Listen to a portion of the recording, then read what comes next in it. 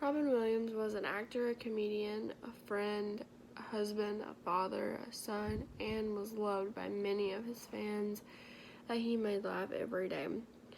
No one would have guessed that this man would have taken his own life at such a young age.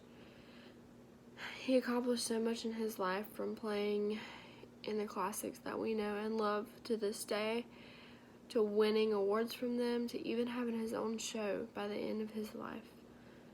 I remember scrolling through social media and seeing a quote, a very interesting quote, and it said, "I think the saddest people always try their hardest to make other people laugh and happy because they know what it's like to feel absolutely worthless, and they don't want anyone else to feel that way."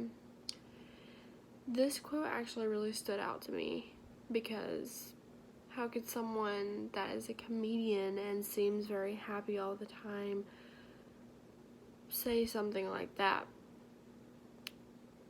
This was a quote from Robin Williams, and it just makes you wonder if the whole reason for his career was based off of that quote.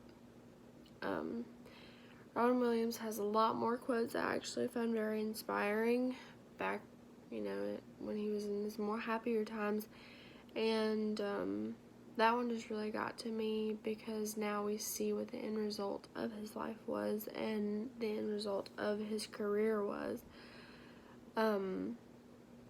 And we know exactly who he was talking about. He was talking about himself and how he felt during that time and trying to make people happy and laugh. He really had a way of making his characters really come out and come to life, especially if he was just the voice recording to characters.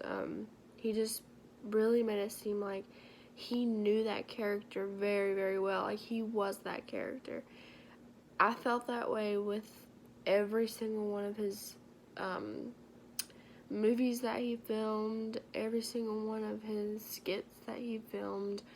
He really, you can tell he took the time to make sure he knew what he was doing, and in the process, he made everything he did funny.